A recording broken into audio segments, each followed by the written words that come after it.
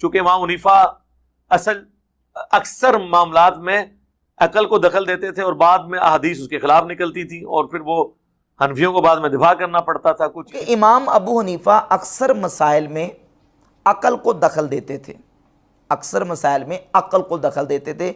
मिर्ज़ा जरमी का ये भी इमाम आज़म अबू हनीफा रहमतुल्लाह पर सरी झूठ और किज़्ब है।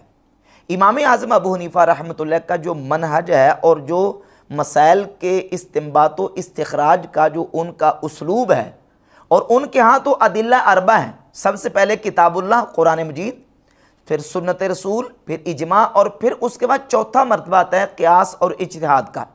इज्तिहाद और क़ियास यानी अक़ल के ज़रिए मसाइल को इस अंदाज से कि फ़रा को हुक्म और इल्लत में असल के साथ लाहिक कर देना, इसको इज्तिहाद और क़ियास कहा जाता है। इमाम अबू हनीफा रहमतुल्लाह इज्तिहाद और क़ियास को दर्जा देते थे चौथे नंबर पर, किताबुल्लाह, सुन्नत, इजमा, और उसके बाद चौथा मरतबा है क़ियास का। जबकि मिर्ज़ा जलमी कहता है कि इमाम अबू हनीफा रहमतुल्लाह अक्सर मसाइल में अक़ल को दखल देते थे और बाकायदा इसके हवालाजात मौजूद हैं कई सनदों के साथ। हाफिज़ इब्न अब्दुल बर उंदलसी ने अपनी किताब अल इंतिक़ा में मुतअद्दिद सनदों के साथ इमाम आज़म अबू हनीफा रहमतुल्लाह का कौल ज़िक्र किया है। सफ़ा नंबर 346 पर, 348 पर और 349 पे इमाम आज़म फरमाते क़ाल अबू हनीफ़ा इदा लम यकुन फ़ी किताबिल्लाहि वला फ़ी सुन्नति रसूलिल्लाहि सल्लल्लाहु अलैहि व आलिहि वसल्लम नज़रतु फ़ी अक़ावीली अस्हाबिही। फरमाते सबसे पहले मैं मसला देता हूँ किताबुल्लाह से, अगर ना मिले फिर सुन्नत रसूल से, ना मिले तो फिर नबी करीम अलैहिस्सलातु वस्सलाम के सहाबा के अक़वाल को देखता हूँ।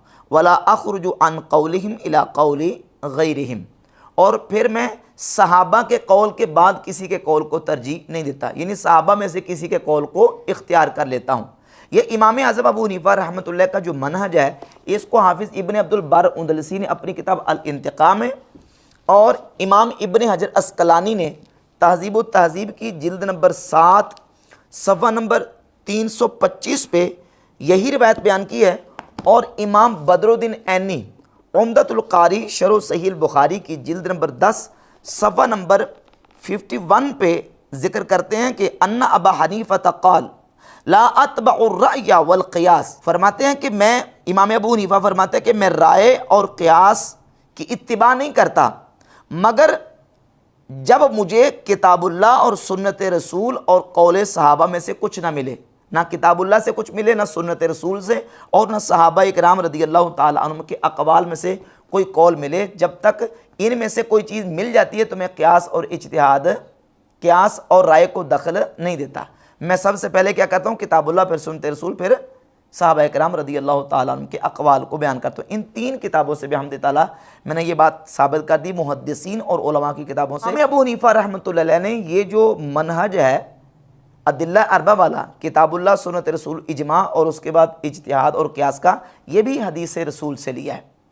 सही हदीस है सुन्ने अबी दाऊद में 3592, सुनन कुबरा लिल बहक़ी जिल्द नंबर 10 सफ़ा नंबर 114 पे, और इमाम दारमी की सुन्ने दारमी जिल्द नंबर 1 सफ़ा नंबर 168 पे, और मुस्नद अहमद इब्न हम्बल 21502 नंबर हदीस है। और ये हदीस सही आगे मैं उसके बाद मुहद्दिसीन के हवालाजात पेश करूँगा कि नबी पाक सल्लल्लाहु अलैहि वसल्लम ने सैयदना मुआज़ इब्न जबल रदियल्लाहु ताला अन्हु को मुल्क यमन की तरफ काजी बना के भेजा, और आप सल्लल्लाहु अलैहि वसल्लम ने फरमाया कैफ़ तक़दी इज़ा अरादा लका क़दा, ए मुआज़ इब्न जबल, जब तुम्हें किसी मुकदमे का फ़ैसला करना पड़ेगा तो तुम कैसे फ़ैसला करोगे? तो उन्होंने अर्ज़ की, या रसूलल्लाह अक़दी बिकिताबिल्लाह, मैं अल्लाह की किताब कुरान मजीद से फ़ैसला करूँगा। फरमाया इल्लम तजिद फ़ी किताबिल्लाह, अगर तुम मसले का हल किताबुल्लाह कुरान से ना पाओ तो फिर क्या करोगे? तो अर्ज़ की फ़बिसुन्नति रसूलिल्लाह सल्लल्लाहु अलैहि व आलिहि वसल्लम, हुज़ूर फिर मैं रसूलुल्लाह सल्लल्लाहु अलैहि वसल्लम की सुन्नत से उसका हल तलाश करूँगा। फरमाया इल्लम तजिद फ़ी सुन्नति रसूलिल्लाह सल्लल्लाहु अलैहि व आलिहि वसल्लम वला फ़ी किताबिल्लाह, ए मुआज़ बिन जबल, अगर तुम्हें उस मसले का हल किताबुल्लाह कुरान से भी ना मिले, सुन्नत रसूल से भी ना मिले, फिर क्या करोगे? तो मुआज़ बिन जबल रज़ियल्लाहु ताला अन्हु ने अर्ज़ की, अजतहदु बिरअयी वला आलू, हुज़ूर फिर मैं अपनी राय से इज्तिहाद करूँगा और उस इज्तिहाद करने में अपनी पूरी तवानाइयाँ सर्व करूँगा, कोई किसी किस्म की कमी और कोताही नहीं करूँगा।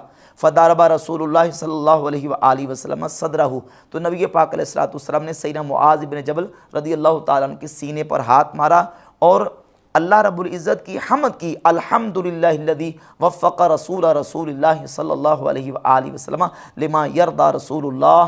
फरमाया कि उस ज़ात के लिए तमाम खूबियाँ हैं जिसने अपने रसूल के कासिद को ये तौफ़ीक़ अता फरमाई जिस पर अल्लाह का रसूल राज़ी है। तो नबी पाक अलैहिस्सलातु वस्सलाम ने इस पर रज़ा का इज़हार किया, खुशी का इज़हार किया।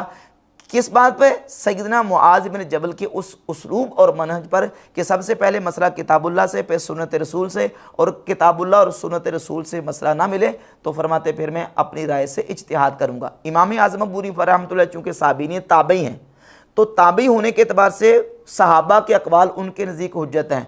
पहले मसला किताबुल्लाह से, फिर सुन्नत रसूल से, फिर सहाबा के इजमा या सहाबा का अगर इख्तलाफ हो तो सहाबा में से किसी के कौल को वो इख्तियार कर लेते थे।